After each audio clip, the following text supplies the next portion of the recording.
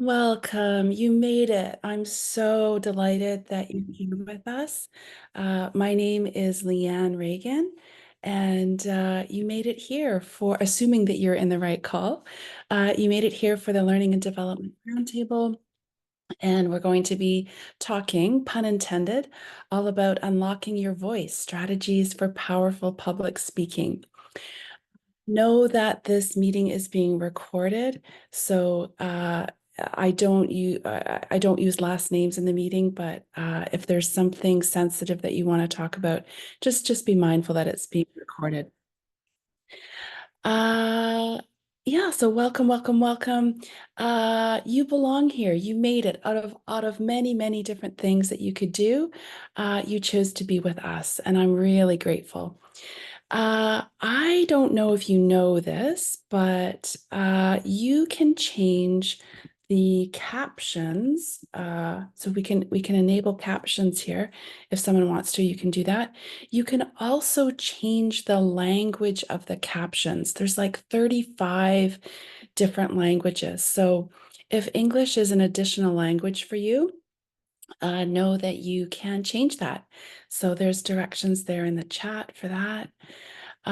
Again, my name is Leanne Reagan, and I want to be really as engaging as possible so that at the end of our time together, you think, oh, that was a really great use of our time. So here's a little bit about me, and feel free in the chat to put the number of the item that you're interested in, and I'll tell you just the little quick story behind that. So let me know in the chat. I'll describe maybe two of these things. So put the number that you're interested in. Are you interested in disappearing chair, number one? Number two, Zoom bomb. Number three, paraverbal. Number four, French fatigue. Or number five, hybrid tech fail in front of the ED. Okay, so the first two that I see are 5 and 2. Okay, 5 and 2. So number five. So these are all related to public speaking, which I've been doing for I don't know, maybe 35 years. It's a long time, long time. So number five, I did in the early days of COVID, I did a hybrid event, which means some people were in person and some people were online event for a UN agency, and the executive director was present. And despite us doing 2 days of tech prep, we really had some tech issues. So, all to say that, sometimes tech, despite our best efforts, fail. I love that you are interested in all of them. Oh, same with Elizabeth. I love that. So we're going to talk a little bit about tech today as it relates to public speaking.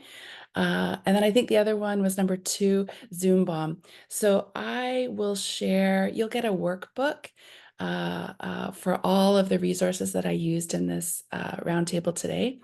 And one of them is when I was Zoom bombed. So we'll talk about that as it relates to tech. And it was a great experience. It actually, and I swear, I know the camera's not on for this second, but I'm holding my hand over my heart. I swear it was one of the most highly rated things in the workshop in terms of how we dealt with it. So we definitely turned it into a learning moment. So those are a couple things about me. Let me bring you back here. I've been in the learning and development space for, gosh, like I say, 35 years. And I work with change makers. So a lot of UN teams and INGOs around working better together. So all of those things that make working part of a team really lovely and delightful and delicious, or really difficult if they're not going well. So communication, conflict resolution, managing change, team building, things like that. I also do a lot of digital engagement, so including tech tools for ease and efficiency. And I do a lot of training of trainers' work. So I work with subject matter experts and teach them how to design and deliver really interesting workshops. So let me know in the chat, is this the first time that I'm having the pleasure of meeting you, or have you been to a roundtable or one of my workshops before? Let me know in the chat. While you're doing that, know that I really encourage you to participate. So you've carved out this time for yourself, so please make it as helpful and useful for yourself as possible by participating. So ask questions, offer wisdom that you have learned from your experience with public speaking, etc. Know that we have as members have requested, know that we have both a LinkedIn Learning and Development Roundtable, and we have a Facebook Learning and Development Roundtable. So I've put the links for those in the chat. And if this is your future self watching this, know that all of those links will be down below the video. I've seen, hi, Claudia. Love that you're here. Hi. Oh, Victoria. Yes, I worked with Victoria and her team a couple of times, which has been awesome. Hiba's first time. Carter, hi, Carter, for first workshop. Okay, great. Well, whether it's your first or many time, you are so welcome. When you RSVP'd for this workshop, you automatically became a member of the roundtable. So that means that you're going to get all of the resources. You'll get the workbook, the video recording, the audio recording, all of the resources that I use to put this together. So that will automatically come to you. And I offer the roundtable as a way of building up our learning and development field. So if you find that the workshop is helpful for you, I would very much love and appreciate if you would share the membership link, which I put in the chat, and I'll just put that again right now. So please take a moment if you find value in this to share that link with one or two colleagues or friends that you think would appreciate the roundtable. Also, every roundtable, I ask for your feedback as a way for me to improve, to know how I can serve you better, what I'm doing well, like I say, what I can improve on. I ask for your input on future topics, etc. And as a way of saying thank you, I draw a winner from every month's feedback, and that winner gets access to my Ban Boring online meetings course. So I will announce that at the end of our time together today. And then finally, in an hour and a half, well, minus 10 minutes, we're 10 minutes in, you will get the PowerPoint to this workshop. So I send all of the workbook and the audio recording, etc. That will generally come to you on Monday. So the team works to put that together. And some members were saying, oh, Leanne, that's great, but we want to get the resources sooner. So the PowerPoint is queued up. It will poof appear in your email inbox at the end of our call today. Also, I am really focused on not just your present view, but not just your current self, but your future self. So I would really love for you to take this learning and to run with it. So as a way to assist you in doing that, I always give the group a tool to use to help you curate and remember what you're learning. So if you are interested in that, I put the link in the chat, and you can download this worksheet and fill it in as we go along. It's private, it's for your use only. It's a way of helping you be kind to your future self so that you use your learning. Okay, I want to turn it over to you for a second. So I'd love to hear from you. So on the count of three, please unmute. So unmute and say hello in whatever language or languages you wish. So everyone unmute, unmute, unmute, please. Hello. And on the count of three, say hello. Hello. Hey everyone. Hi, Tata. Oh, Hi. lovely. Hello. Thank you, everyone. Okay, feel free to mute again. And I'm trying a little new thing here. to ask you a curious question for each of these roundtables. So the curious question I'm asking for this roundtable, given our topic, and I'll also put it in the chat, is what languages do you speak? And I don't necessarily mean like English or Spanish or French, but public speaking is about interpreting a language that you speak. It might be the language of data analysis. It might be the language of coaching. It might be the language of Emoja, which is a tool in the UN if you're not a UN staff person. So let me know, what languages do you speak? In other words, kind of what are your subject matter areas? Um, okay, so feel free to put those in the chat. What languages? Oh, we've got writing, nature conservation. Oh, do we ever need that? Editing, I was going to say conversation, conservation. Oh, that's so cool, Christine. Conference interpretation from Maria, human resources from Shirley, human rights and humanitarian protection, solid waste management, arts education, youth empowerment, digital solutions, procurement. Oh, these are great. So think about those as your language. It's one way to think about public speaking, as the language that you speak, that you need to interpret for the people that you are speaking to, right? Because you are deep subject matter experts in those areas.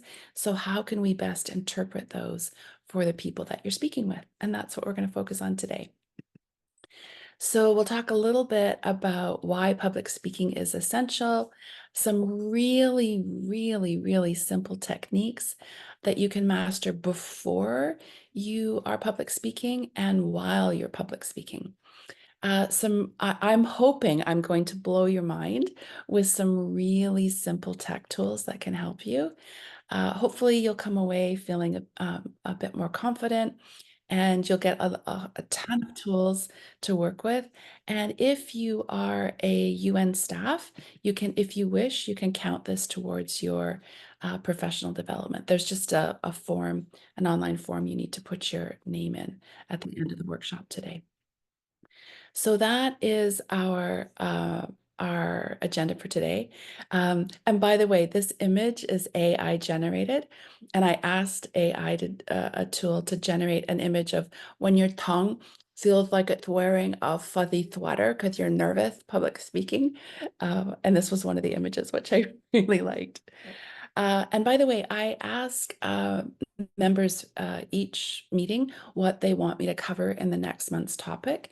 So some of the things that members said was what body language helps with presentation, um, how to get immediate feedback if the audience is understanding key messages, coherence. You know, when I know a topic, I continue, I kind of become very long-winded. So those, your input really, really helps me in crafting the roundtable. So thanks for the people who gave that feedback. Also, someone else said how to stay calm when presenting, and I've got some beautiful, simple tips for that. Okay, and we've got lots of other people have said the languages that they speak. So we've got law and diplomacy, program management, diplomacy, security trainings. Oh, this is great. Well, your future people that you're speaking to, thank you for taking this workshop. Okay, so let's get started. Actually, give me a thumbs up. Are you good to dive in? Let me know. Give me a thumbs up if you're good to get started. Okay, great. Okay, so public speaking, it's a little bit counterintuitive because you may, when you're public speaking, have the feeling of, oh, please let this be over. This is awful, horrible, terrible. You know, your stomach feels like there's a whole bunch of moths inside it. Your brain might not be firing properly. So it's really sometimes counterintuitive getting over those feelings of feeling really awkward. Uh, so having an attitude of faith in yourself, building up your confidence, also just knowing that there's going to be what I call awkward, crunchy bits. So those times when things do not go well, and what's really important with public speaking, because we know those things are going to happen. Like I mentioned, we had a workshop with the ED of an agency and things went sideways. It's a temporarily. It's about how do you respond to those awkward, crunchy moments.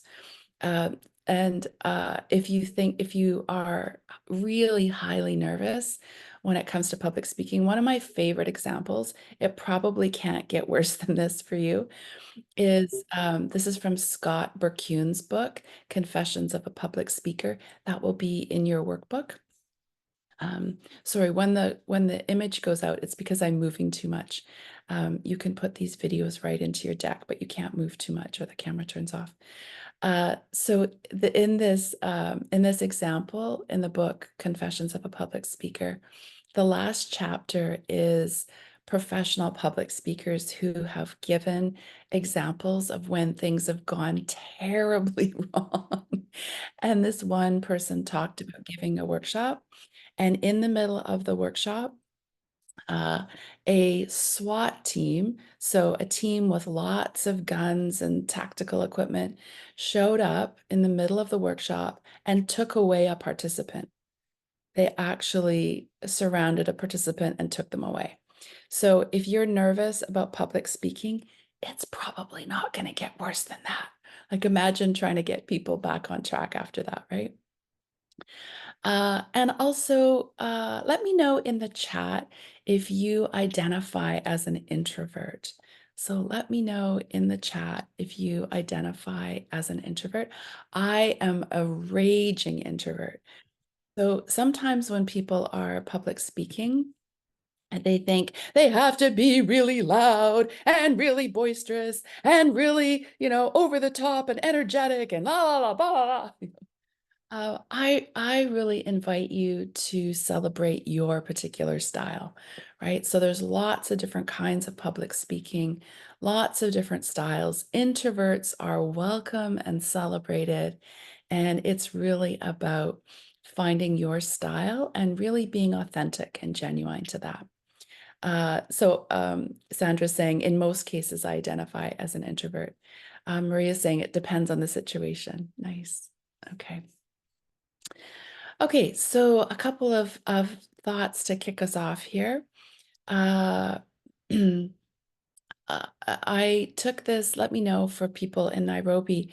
Was anyone else at the TEDx conference on confidence, the TEDx Westlands event on confidence? It was so good. A couple of things I took away was really building, I like this point, on your authentic, messy, imperfect, beautiful self, right? If we're aiming for perfection, I think everyone's going to be disappointed. And again, it's how you respond to those awkward, crunchy bits, right? How you respond to those awkward, crunchy bits. Christine is saying not an introvert. Yeah, it takes all kinds, right? And I really like this concept. I kind of built on this a bit about, in our case, when we're talking about public speaking, I think there is a ratio of comfort and growth. So think about building on the things that you're comfortable with, you have expertise in, things that tame those butterflies in your stomach, those moths in your mouth. And then think about things where you can grow, right? What are some new tech tools you can try? Uh, and sometimes if it's a new topic for you, your ratio might be very, very high, with your growth being very, small. You don't want to try any new things because you're trying this one really big new thing. Other times, maybe you know the audience quite well, and that growth ratio piece can be a little bit higher. Anna's saying, I'm not confident enough to improvise speaking in public. Yeah, and there's no need to improvise. You can, I'm going to talk about some tools to help you have lots and lots of resources right at your fingertips. And also, I like this concept they talked about. Think about and take charge of, where are you putting your flashlight? So, in other words, where are you putting your attention? So pick a couple of things from our time together today and really focus on those. Sorry, the camera's going. Sometimes the camera stays on quite easily, and other times it's a bit persnickety. So some thoughts to kick us off is really focus on your authentic, messy, imperfect, beautiful self. Think about that comfort and growth ratio, and really think about taking charge, being in command of where you put that flashlight, where are you putting your attention. Okay, so why is public speaking important? I have some reasons, but I'd love to hear from you. Let me know in the chat. Why is public speaking important? So you showed up, you took your precious time, you registered for a public speaking workshop. So clearly it's important to you. But why is it important? Okay, so Anna's saying it's part of their job. Christine, to inform other people. Uh, Rashard is saying to connect, to be close to people. Victoria, a means of effective communication. Tamoy, to build confidence. Claudia, clearly communicate your message. Sandra, to convey a message. Carter, to create connection to your audience, to improve the skill. Part of the job, sharing information. Oh, hi, Raymond. Nice to have you here. Yeah, there's lots and lots of different reasons, and you'll, clearly have your own. Some things, some reasons I think it's really important is even if you're not speaking in front, like I'm doing, even if you're not leading a workshop, at some point, you will almost certainly need to speak up in a meeting, right? You'll need to speak in front of your team, in front of the people that you supervise, in front of your team leader, your supervisor.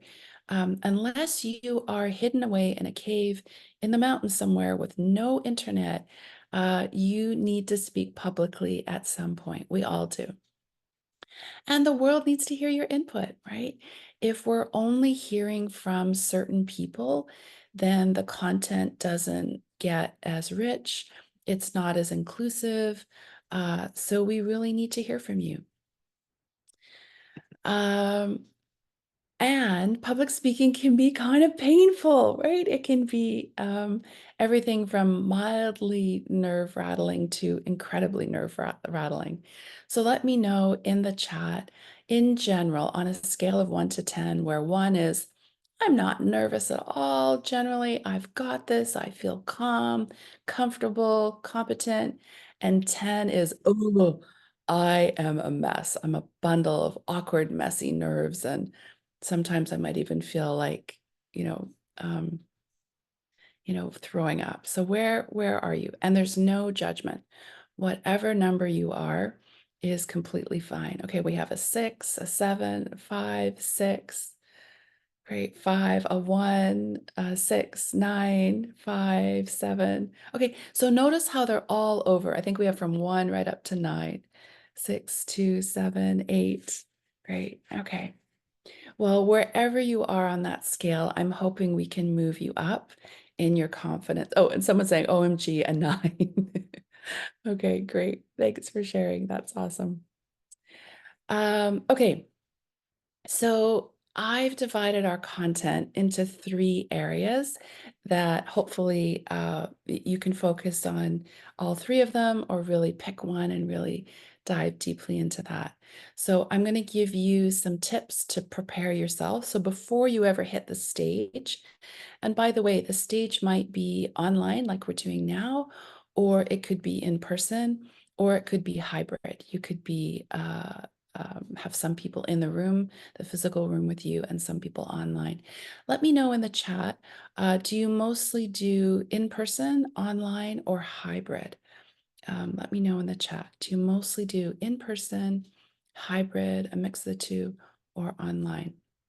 Because the tips are slightly different, but there's a lot of crossover. So we'll talk about things to prepare yourself. Then we'll talk about some tech. I'm really hoping it's going to blow your mind. Some of these tools are amazing. And then some tips while you're actually on stage, whatever that stage is. Okay, so almost everyone has said online or hybrid. Okay, great. Okay, so those are our 3 categories for the topics, and this content, whether you're speaking in front of 10 people or 1,000 people, the tips are pretty flexible. Okay, so are you ready to dive into the prior prep? Give me a thumbs up and we'll dive into prior prep. Okay, great. Okay, so here are some tips. I've got a number of them for you. So think about using your oh, sorry, we've got someone else coming in here. Okay, so before we start with some of these tips, I'd like you to go to the comment area, so the comment box, and don't hit enter yet, but I'm going to time you. I'm going to give you 1 minute, and I'd like you to, in that comment box, type as many things that you're dealing with right now as possible. So all the things on your plate that you're willing to share. Okay, so it can be things on your to-do list, just things that you're thinking about. And then when I say stop, please press enter. So what we're going to see is the things that you have on your plate. So don't type anything that you don't want other people to see. Okay, so don't type anything you don't want other people to see. You're going to type as many things that you're thinking about, you're doing, you've got on your plate, maybe you want to do, etc. All the things on your plates. Okay, so I'm going to give you 1 minute. Ready, go. So you have 1 minute. I will tell you when the 1 minute is up, and then you'll press enter. If your future self is doing this, you can simply quickly open a podcast, open up a Word doc or a note and write them out. What is on your plate? You're half done, 30 seconds to go. Doing great.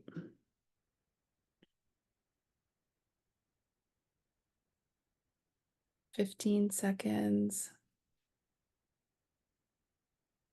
10 seconds.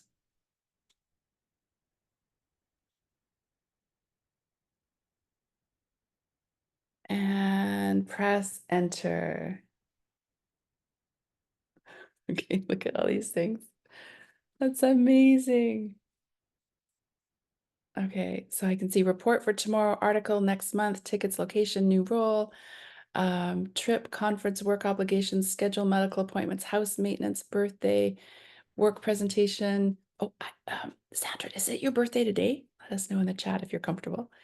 Studies, workload, preparing for trainings, homework, church presentation, proposal to sell, family, public. So look at all of these things, right? So just as you have a lot on your plate, and if we broke down, a lot of people put work commitments, right? If we broke that down, there'd probably be a list of 20, 30, 40, 50, 60 things there. Your participants have lots and lots of things on their plate, of course. So we need to break through. Just as I'm saying that, the sun is breaking through the trees. Do, do, do, do, do, do, do. So we need to break through all of those things that our participants have on their mind so that we can engage with them. So they feel welcome, they feel a part of the group, and they can participate as well. So public speaking is a really, really powerful tool. Let's talk about some of the ways to break through all of those spinning plates, right? In today's world, people are so busy. We are walking and talking faster than we did a couple of decades ago. Oh, Sandra's birthday is upcoming. It's in July. Happy pre-birthday. Also with these prior prep tips, hopefully these will help you if you have those feelings of butterflies or moths in your stomach. Okay, so here are a couple of tips. And this is a really simple thing. There's not one way to public speak, right? You've got big, loud, personalities over the top, and you've got really, very much more quiet, subtle ways of public speaking. So think about what kinds of public speaking you admire, and then make a list of those things. And I shared in the chat there, there's a great list. This comes from James Clear. He does a lot of work around habits. These are great talks that most people have never heard of. So, for example, Martin Luther King, I Have a Dream, fabulous, fabulous, goes down, I think, in the world records of best public speeches. And if you happen to like that speech, think about what it is you like about his speech. And then, as I mentioned, make a list. So I actually have a list open here for you. So I'll put this in the chat. I'm just going to stop the share for a second. And I am going to share a different screen here. So if you go to that link that pardon me, that I put in the chat, you'll come up with this worksheet here, and I made it editable for you. So you can make a list. This is anonymous, so you can make a list of what you like. What are things that public speakers do that you like in column A, and then in column B, what do you not like? And I can almost guarantee that for some people, what they put in what they like is what other people don't like. So don't worry about that, because we're all beautifully complex and diverse. Um, do know that this is an editable sheet. So if you can see there are some cells that have colors around them. Please stay away from those cells, because it means that someone else is typing in that cell. So just go down to another cell and start typing.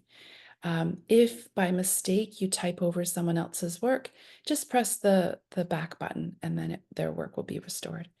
So again, for those of you who maybe haven't used these tools as much, please don't type where you see a cell that has color around it, because it means someone else has that cell, and just go to a different cell. Okay, so you are free to work on that as you wish. I'm going to bring us back to our deck. So that document will be up there. You can work on that. It's a tool that will stay there, and I'll put that link in the workbook, so you can come back to that whenever you wish. Okay, so we have figure out what you like and don't like. And then, because you have so many plates spinning in the air, make a list of those things, right? And look at what other people are writing there. And then you can always come back to that. And then consider the 10 tips that I'm going to give you right now about prior prep, because I think there's really nothing you can do more than feel well prepared to help you be a confident, really, really good public speaker. Okay, so tip number one for prior prep is your mindset, right? We did a whole workshop, roundtable rather, on mindset, the growth mindset and the fixed mindset. This is Carol Dweck's work. One of my favorite books I've read in 30 plus years. It's amazing. So if you have a positive mindset, a growth mindset, will really help you be a better public speaker, right? If you're really, really hard on yourself, I'm an idiot, I can't do this, everyone else is better than me, there's no way I'm gonna, no one's gonna listen to me, I don't have anything good to say, right? That fixed mindset, it will be much, much harder for you to be an effective public speaker, ironically. Okay, number two, large print. So when you are nervous, your adrenaline is pumping. And if you are looking at your speaker notes, which I'll get to in a minute, or if, in my case, my agenda is on my, today it's on my iPad, or if you have a piece of paper that you're looking at, do yourself the favor, the kindness of making that font just a little bit larger than normal. It really will make things a lot easier. So make your notes, the things that are your background, your tips and things you want to remember, just make that font just a little bit bigger. Number 3, these are very sort of, some of these are very granular tips. If you, let me know in the chat, do you work with a paper agenda? So some people use a paper agenda, some have it on a different screen. Let me know in the chat. Do people have, or your notes, let me know in the chat.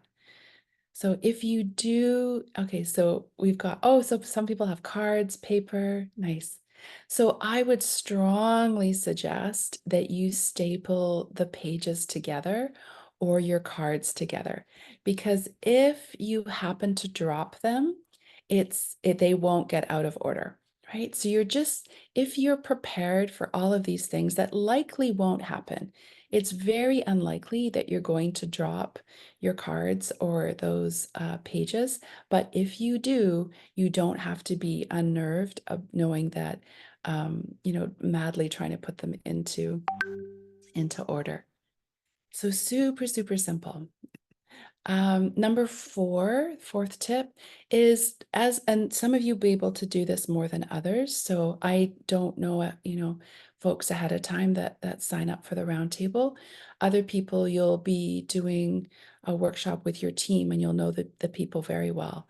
So as much as you can, try to know your audience, right? So know if you're doing hybrid or online, try to have a sense of their familiarity with tech, their comfort with tech tools. Know if you can, be aware of their pain points, their questions when it comes to your subject matter, etc. And you can survey people ahead of time if you're able to reach them, etc. Let me know in the chat, what kind of audience are you working with? So who are you working with? People you know, you don't know? Let me know in the chat. Okay, another one as you're filling the chat in there, is, as much as possible, try to personalize. Now, if you're working in formal environments, of course, you have to take into account protocol. But research has shown, this was done during COVID, and this comes from Tech Change. They're a great organization. They do a lot of stuff around social change through tech. If you mention people's name, so you notice if you were here at the top of the workshop, I try to welcome people by name. Oh, and I didn't say, and I apologize, I forgot to say this. If I also always try to say, if I'm mispronouncing your name, please send me a DM, uh, of course, for online workshops, so that I can pronounce it better. So saying people's names is a really easy way to make people feel, to help them feel engaged and included. Okay, so people are saying they're presenting to people they know, people I do not know. Carter's saying peers in education, live audience for musical performances. And Claudia's saying people I know. So a real mix there. Okay, so if you know people ahead of time, really try to cater your workshop or your speech, whatever you're doing, to those folks, and personalize. Okay, also, know your goal. Now, this slides into a little bit of instructional design. So we're focused mostly on public speaking, but public speaking and instructional design or workshop design are really, really related. So I have this tool here that is called SAKE, and it stands for skills, attitude, experience, knowledge, and experience. I put a link in the chat there. You can pardon me, you can take a survey that determines your bias, because whatever your preference is, whatever your bias is, that's how you will unconsciously design your workshops or your presentations. And it's really important to get all four of those things in. So we won't go into this in too much detail, because it's quite an in-depth tool. But in that link, you'll have access to a survey, and it will give you lots more information. But I will just describe these briefly, and then I'll ask you to let me know in the chat which one appeals to you the most in general. So when you're setting out to take a workshop, which of these four is generally most important to you? So are you looking for skills? So you're looking how to do things.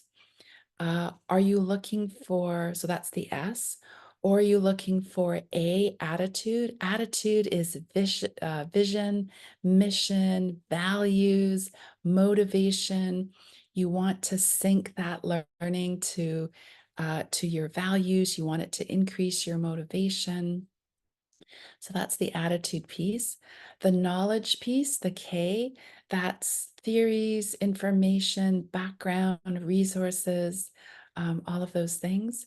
Or are you most drawn to experience, the E?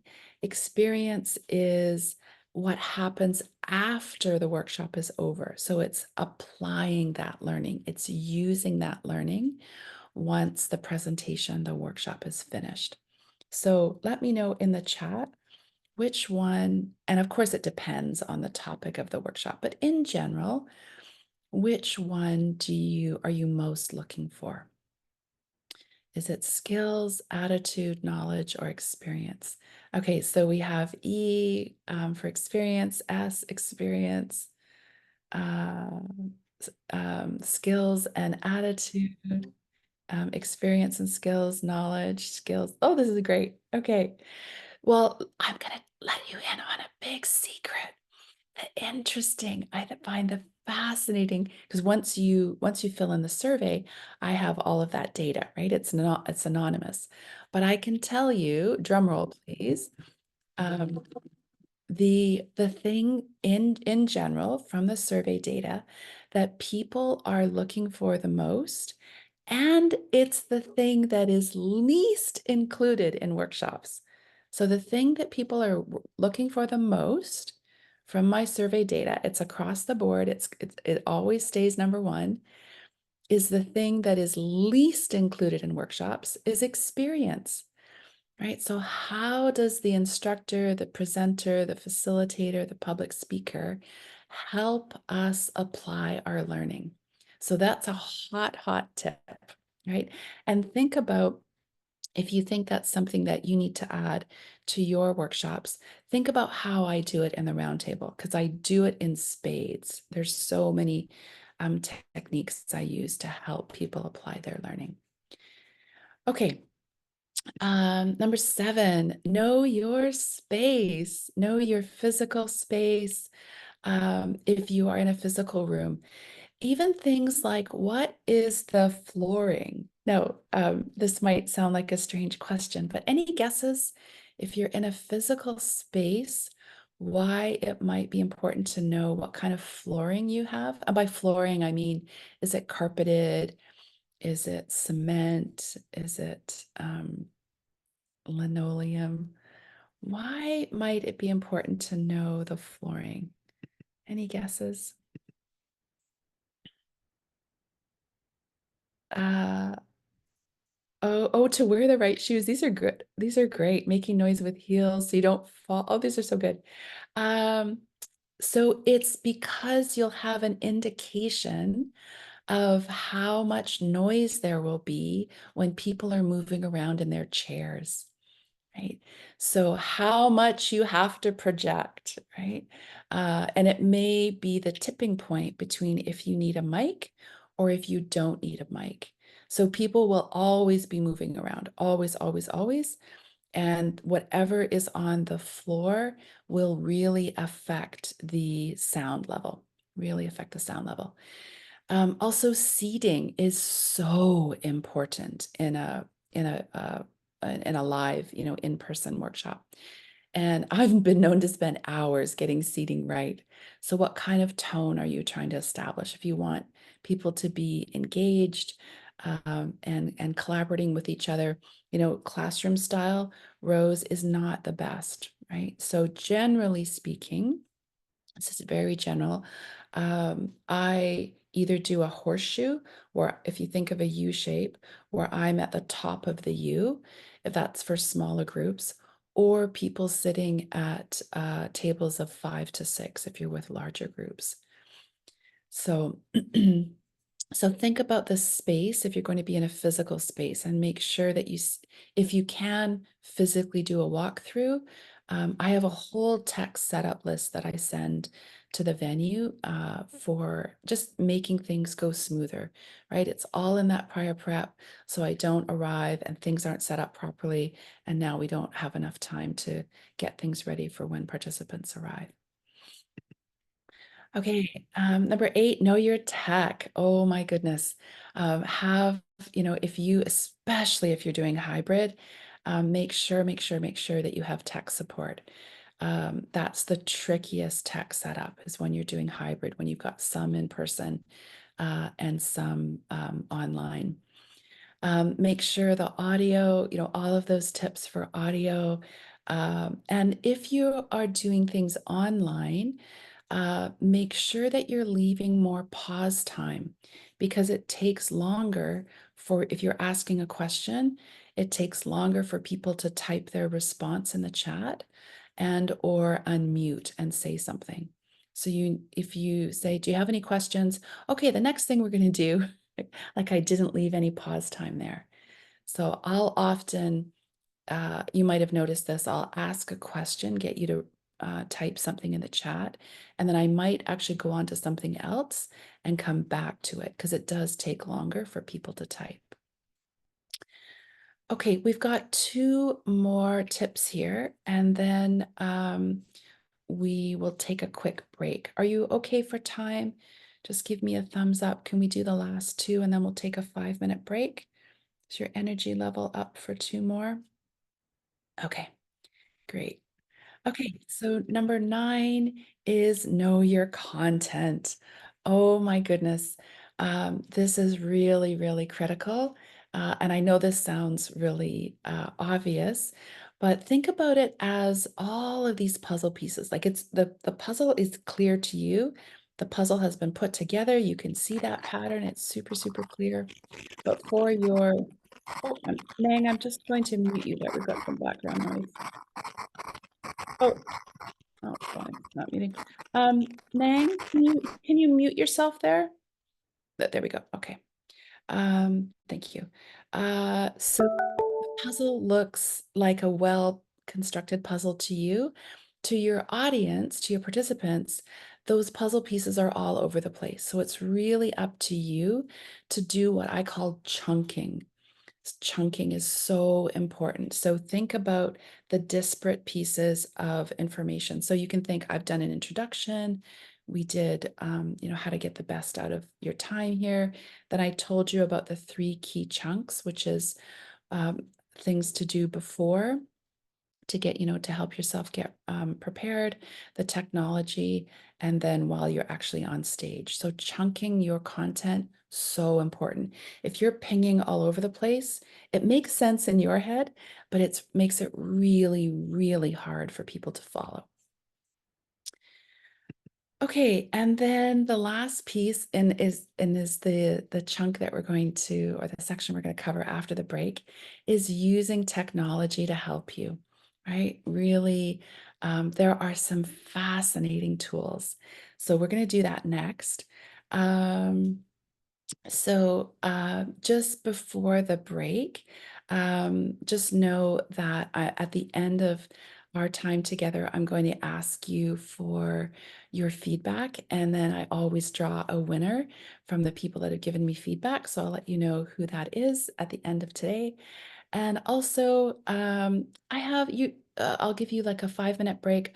I will also put a survey online. So if you all pull that up in just a second. If you have a chance to fill that in, that would be great. It would be super helpful. Your brains are very precious and amazing, so I love to kind of pick them from time to time. Don't forget to share that link to the roundtable. So I will put that in the chat right now. If this is helpful for you, if you're getting value, our next roundtable, we're breaking for 2 months. So our next roundtable is in September, and it's going to be on visual storytelling. That was a topic that was requested by the members.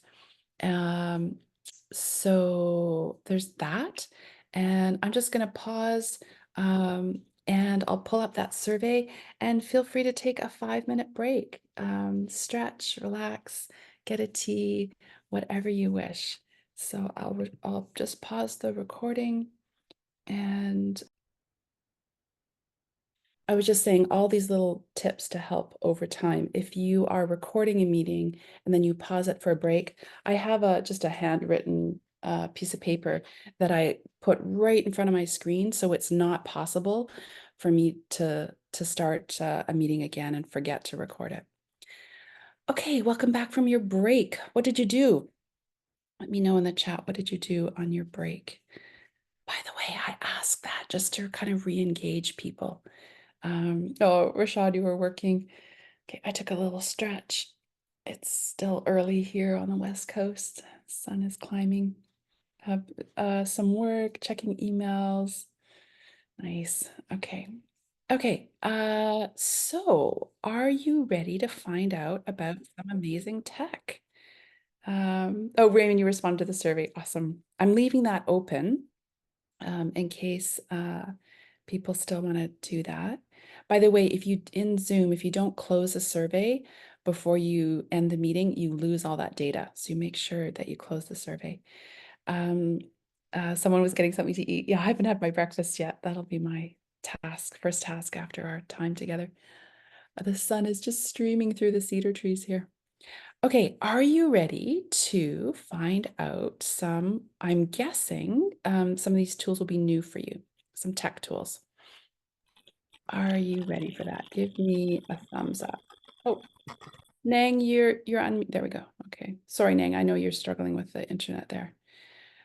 Okay, great. Okay, I love tech tools. I love tech tools.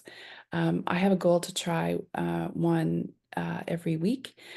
So let me share some of the things I found. Now, this one, most of you will probably know this.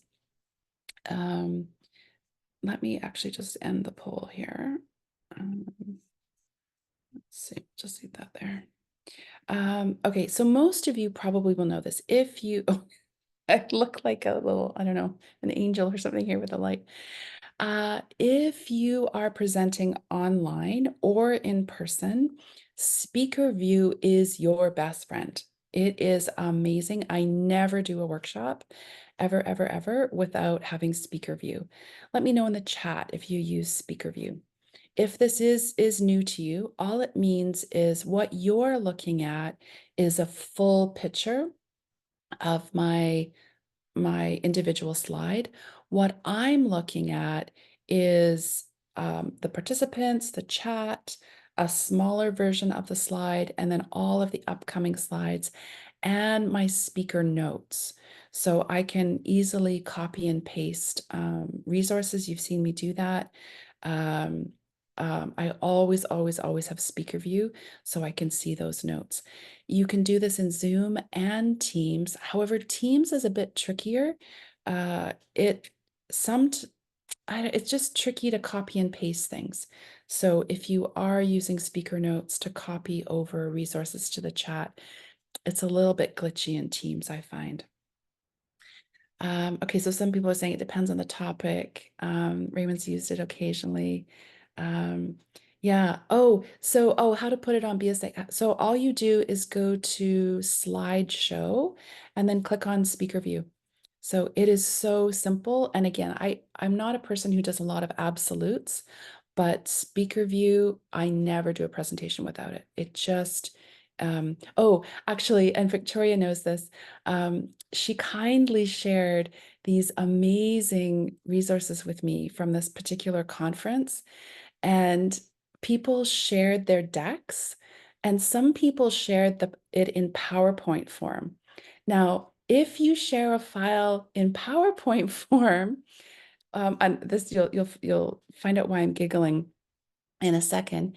If you share a file in PowerPoint form and you've put speaker notes in, it means that people can see those speaker notes, right? As opposed to sharing it in a PDF file. I always share my decks in a PDF file. And the reason why that's so, I'm chuckling a little bit, is someone was very clearly nervous public speaking because in their notes, in the speaker notes, it said breathe, click, just breathe, and then like literally when to click the slide. So you may not, this person probably didn't know that they were sharing those notes with other people. So if you are sharing your deck, think about the format that you're sharing that deck in. Okay, here are a couple of, I'm hoping it's going to blow your mind. Has anyone used Presenter Coach on PowerPoint? So this works on a Mac, this works on a PC. Okay, so people are saying, no, this is amazing. Okay, so what you need to do is if you want your own personal coach, your own personal public speaking coach. Okay, so I haven't seen any yeses yet, so this seems to be new for you. So create a deck and then rehearse that presentation. So there's literally a button called rehearse. And here is, this is how you do it here. And this will all be in the workbook. So if you're like, Leanne, I'm a little overwhelmed. These are the steps here, but it will all be in the workbook. And then once you rehearse your presentation, PowerPoint will give you all of this data. And if you have a cameo, that's my picture there, that's called a cameo. If you have a cameo inserted or you have slides where it's just you and you're talking, it will actually comment on your body, how you're using your body. So any thoughts on that? Let me know in the chat. I just think that's amazing. This picture here is an example of all the data you get from Presenter Coach. So what do you think? Are you impressed? I just think this, and of course this uses AI, artificial intelligence. So that's one tool. So we've got from the super, super simple, your speaker view, so you can see your notes, to using Presenter Coach. Yeah, Raymond, I think it's so cool. To, sometimes we don't have enough time to create decks, or we're spending too much time on the deck and not enough time on practicing our public speaking. Has anyone used the Gamma app? Its free version is very robust and it uses artificial intelligence to create PowerPoint decks. And you can upload information that it will use, or you can completely create it from AI. And once you go in, once it's created the deck, it is you can you can click on an image and say, please regenerate this image, make it more green or whatever, or regenerate this text or add more detail here or summarize here. Bia, isn't it amazing, Rosemary? So there's a free version for Gamma. Yes, Bia. It has a limit of, I think, 20 slides. But I know someone who had to do a last minute presentation and used Gamma. I told him about Gamma. He used it to create his deck, and people were raving about the deck. So if you need to spend more time on practicing your public speaking and need a faster way to do your decks, you may wish to try the Gamma app. Okay, I've got a couple more tips and then we'll switch over to actually being on stage. So we've done our prep, we're just about finished the tech, and then we'll switch into when you're actually on stage. So full confession, I haven't tried this app. This app is called Speako, and here is the link. So I'm going into my speaker notes and then I'm pasting it into the chat. This one will also help coach you with your public speaking. I've heard good things about it, but I haven't actually used it myself. So in full disclosure. Okay, and then another piece around tech is really looking at access and inclusion issues. So I mentioned right off the bat at the beginning that people, if you are comfortable turning on closed captions, that people can change the language that they are seeing those closed captions in. So if we turn on closed captions, you might be seeing English, but someone else can change it to French and someone else can change it to Japanese. It is an amazing feature. And you can have so you can have other people looking at different languages. It does not have to be consistent. So I sent you two links, how to turn on that feature in Zoom and how to use it in MS Teams. Okay, so we finished the prior prep tools and we finished the tech tools. Does anyone have any questions, or give me a thumbs up if you're ready to get on stage? It's time for the ABCs of getting on stage. So do I see any thumbs up here? Are you ready to move along? Okay, I can see some thumbs up there. Okay, so I've divided these into ABCs, but I wanted to leave you with this, introduce this sweet little meme I found online. Adult was nervous about public speaking, and their 5-year-old was giving them advice and saying, here is the advice that this 5-year-old gave. You got to say your affirmations in your mouth and your heart. You say, I am brave of this meeting. I am loved. I smell good.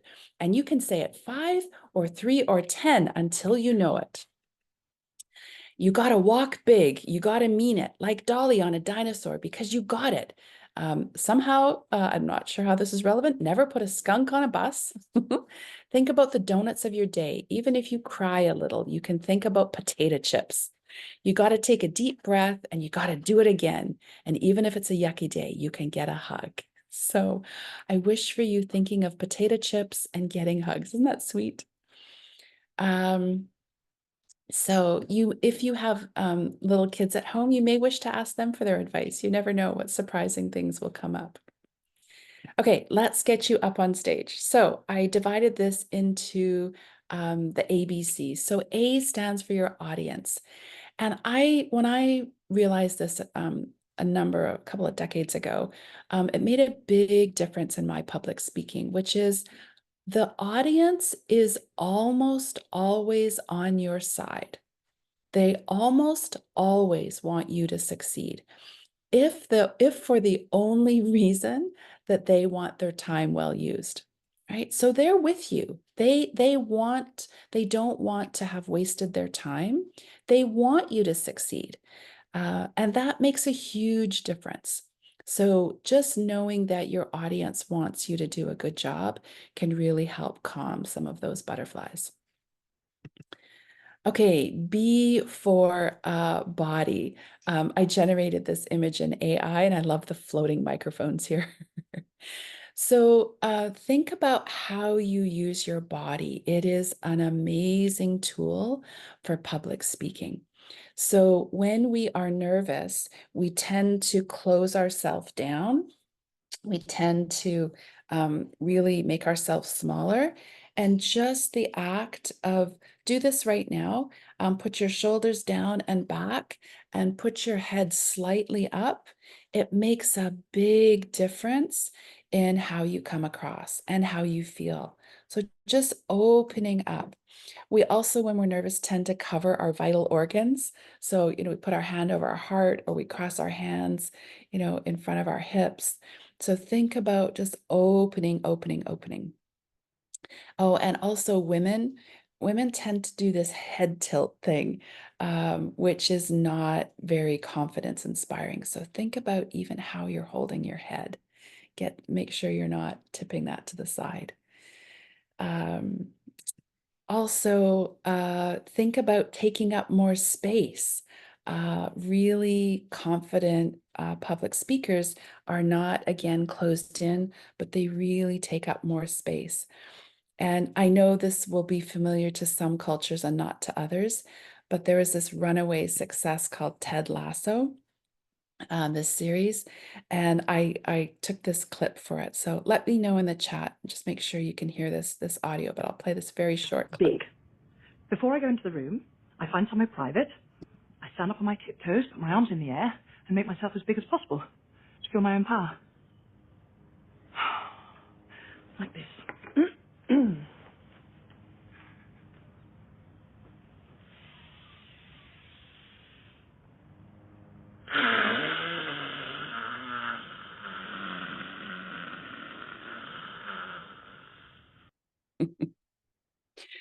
Okay, any thoughts? Keep in mind, this is before you get up on stage. This is not in front of your audience. And actually, I'll teach you a couple more tools that have to do with this. But I know, right, Chamoy? It's hilarious. And it's so effective. Um, okay, I know, right? It's so funny. Actually, you're going to get to practice something similar to this in just a second. But again, so we've done A for audience, B for body. Also, think about aromatherapy. Now, I think these tools are very underutilized. So I always have these by my desk all the time, all the time. So if you are nervous and you're really struggling, you can use lavender. Or if you're really struggling, you can use Rescue Remedy. And these are aromatherapy tips that just help take the edge off. You don't need a prescription. They're not drugs. It's all natural. Just help you relax. And if you didn't get enough sleep the night before and you're just dragging, you can use a little bit of peppermint. So I'll put that underneath my nose. And it just helps give you a little bit more energy in a very natural way. Shamai is saying it could still be useful in front of an audience. Is it funny? Yeah, you can get the whole audience to do it, depending on your topic and the audience. Absolutely. Okay, so think about aromatherapy. Let me know in the chat. Does anybody use lavender or Rescue Remedy or peppermint? Yeah, Claudia, lavender is great. So if you want to relax, lavender and Rescue Remedy. If you need a bit more energy, peppermint is great.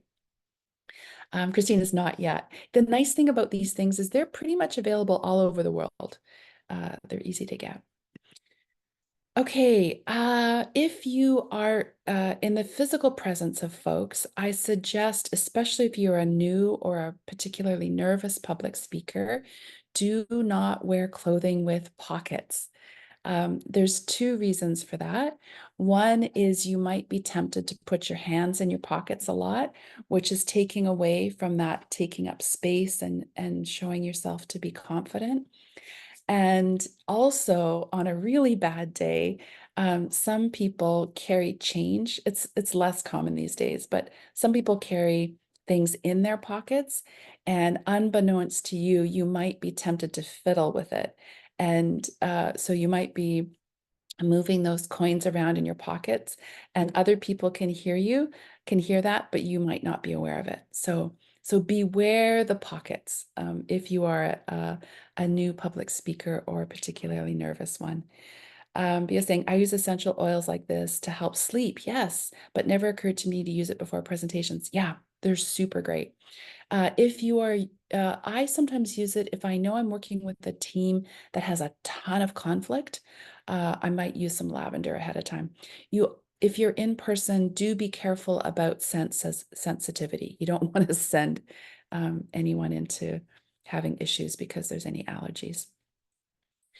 Okay, next one up is I have some very strange relaxation tips for you that I suggest you pick one or two that appeal to you, and do these right before you get on stage, right before. And there's a couple that you can do during your time as well. So I'm going to get you to practice them very briefly. We'll take 1 minute, and then I'll explain why they work, because I didn't make these up. These are all based on neuroscience. So pick a number between one, or pick a number from 1 to 6.5, and you'll practice that thing for 1 minute. So let me just go back here. So if you pick 1, you just need my camera. The starfish, you're going to hold your arms up in the air, basically make an X. So the arms are going to be up in the air, and your legs are going to be further apart than normal. So a little bit than hip distance. So that's starfish. If you want to try that technique, but that's not physically possible for you to do, you can modify it. Put your hands on your hips or whatever. Number 2, breathe out longer than you breathe in. So your out breath should be longer than your in breath. Number 3 is simply smile for a minute. Number 4, think about something complicated but positive. So not, are we going to have another pandemic? Okay, that's complicated, but it's not positive. Think about what's my highest purpose? Why am I here on the planet?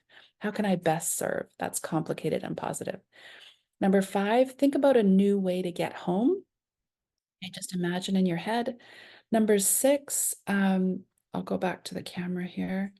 So hold your elbows, so cross your elbows in front of you, and and they'll be down by your waist. They don't have to be up like this, but just slightly pull and push. So slightly pull and push, pull and push. And then number 6.5, and I'll tell you why it's 6.5 in a minute, vent. So if something's bothering you, go to a note, go to a Word document, or write out what the problem is. Do not put it in an email in case by mistake you send it.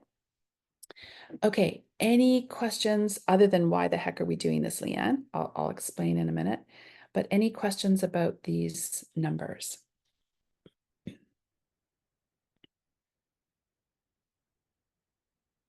Okay, so pick your number and then begin that right now. Okay, so do that thing for 1 minute, and I'm timing you right now for 1 minute. So do your starfish, or do the breathing, or smile, or think about something complicated and positive, or think about a new way home. Get it like getting from your office to home, or if you don't have an office, from point A to point B, or do your elbows or the venting.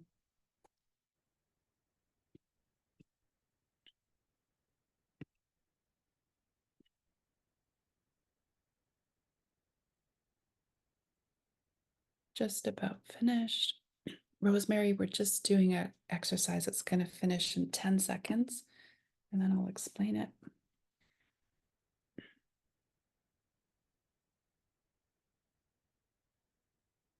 And stop. Okay, put in the chat, how are you feeling? Put in the chat, how are you feeling? And as you're doing that, so Maria's feeling relaxed, Christine is feeling relaxed. Oh, got lots of relaxed, nice. So I'll go through these quickly. I want to be very mindful of your time. I love that answer. Shame is saying, I'm not sure yet. I'm centered, relaxed. Okay, these are really powerful neuroscience techniques. So the starfish, that's Amy Cuddy's research, Cuddy. And if I had tested your saliva before you did the starfish and after, your testosterone has gone up, so making you feel confident and strong, and your cortisol, which is a main stress hormone, would have gone down. So this power pose is remarkable. 1 minute before you get up on stage or in front of that camera can really, really help. Same thing with breathing out longer than you breathe in, and the The bigger the difference between the in-breath, the length of the in-breath and the length of the out-breath, the better. Smile, it's a strange one. If you're feeling really nervous and awkward and the last thing you want to do is smile, but your brain notices that you're smiling and says to itself, Leanne's smiling. She must be happy. Okay, I'll release chemicals to make her feel happy. It is a remarkable tool to use. Complicated thing and new way home, you're forcing yourself to use your prefrontal cortex in those two. So if you are nervous and anxious, you tend to get into the fight, freeze, or flee mode using the brain stem. And those two things help you use your uh, uh, prefrontal cortex, which is the most sophisticated part of your brain for public speaking. Elbows, if you if you have a history of anxiety or you have had, you're a survivor of trauma, sometimes in extreme stress, we can be triggered and we're not present. And those elbows just bring us back. They bring us back to our body. Venting can help you just relieve some specific frustration right in the moment. Any ideas why it's 6.5? Any idea why it's not 7? Any guesses?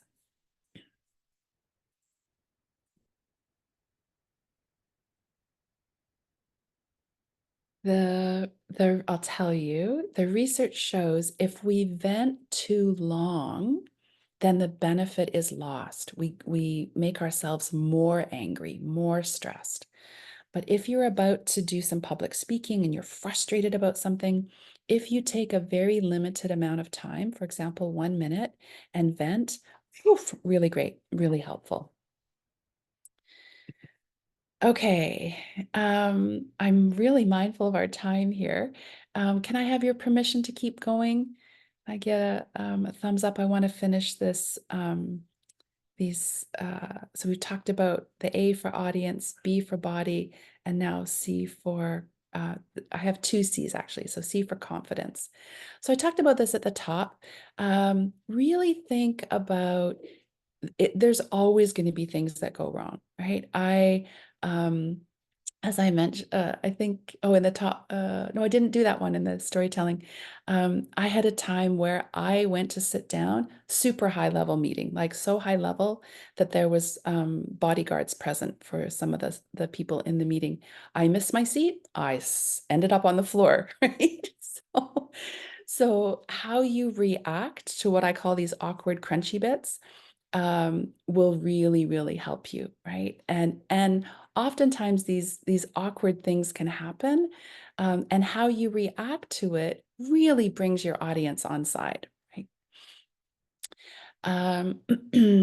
So I mentioned the Zoom bomb at the beginning. Here's some more information about it in the chat, and it'll also be in your workbook. This was rated one of the most highest things in the workshop, right? I made it into a learning moment.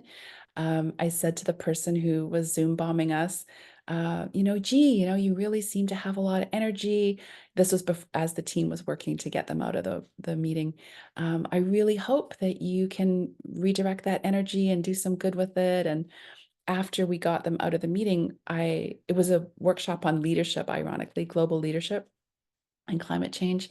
And we talked about how when we open things up and welcome all sorts of diverse people, sometimes you get people there that you aren't aligned with. And if you close things down too much, you're not getting enough diversity. So opening up things can have its downsides, but has lots of upsides. And people loved it. It was great. I've talked a lot about at the beginning, really try to be authentic, right? It is exhausting. If you are an introvert, it is exhausting to pretend that you're this big, big personality. That's stressful and tiring. So really be authentic. Whatever your style is, build on that. Okay, I invite everyone to take 2 fingers and put it under your nose. So put 2 fingers under your nose. And if your camera wasn't on, Would you be able to see those fingers? Right, they're right in front of you. Right, they're right in front of you. But unless you're looking in the mirror, sorry, my voice might be muffled there. You can't see them. And it's the same thing with this incredible hidden talent. Any guesses what it is? It's right literally under your nose. Any guesses what this is? And while you're thinking about that, I'm going to apologize. We're running a little bit late. I'm going to finish as close to the bottom of the hour as possible. If you need to go, I understand. We're going to go a couple minutes past, but I'll do my best to finish as quickly as possible. Yes, Raymond, it's your voice. Yes, you got it. You got it. It's your voice. So how you use your voice is, I think, not recognized enough. So how loudly you talk, if sometimes you're talking louder and then you lower your voice, even if you whisper sometimes, how quickly you're talking, how slowly you're talking. Our natural inclination when we're nervous is to really, really speed up, is to talk really, really fast. If you can go against that and talk slowly, you are a much more powerful public speaker. So really think about the power of your voice, how fast, how much space you're leaving, the volume of it is a remarkable, remarkable tool. The same thing with your eyes. Has anyone ever been in a workshop where the public speaker was speaking just at you and they held your gaze and you thought, oh, let me crawl under a rock. I'm so nervous. Please look away. Please look away. Does that happen to anybody? Or maybe a public speaker has looked at one side of the room and completely left out the other side. Where you look is a powerful part of public speaking. So make sure that this is mostly if you're in person, make sure that you're scanning that room, right? Really, because you can inadvertently put your focus too much on one person if you're only looking at one person, or you can leave people out if you're not scanning the room. Okay, the letter M. We want to get rid of the letter M. Any ideas why? Any idea why? So, well, how are you feeling? If I'm talking like this, like I could have the most I could have like 3 PhDs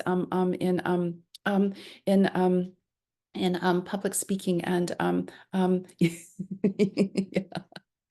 Exactly. So there's a big difference between using saying and saying so our brains register or whatever the equivalent is. If you're not speaking in English, whatever the equivalent is in your language or languages, is registered as a natural pause and is not disturbing. Too many ums with that M on the end is frustrating for people. So that PowerPoint tool can really help with that Coacher tool. Okay, we're just about finished here. So also to build your confidence is always, always, always have water nearby you. Never, ever, ever do public speaking without water. And there are a couple of reasons for that. When we're nervous, our mouth gets dry, and I'm really exaggerating it right now, but our tongue can stick to the top of our mouth, right? So water can literally lubricate your mouth. Also, water, if you're nervous, one of the things that happens is our vocal cords get really tight and then they start to quaver, and then you get that quavery voice, that sort of ripple in your voice. And so the act of swallowing can relax those vocal cords, right? So water can help prevent dry mouth. It relaxes those vocal cords. And also, pardon me.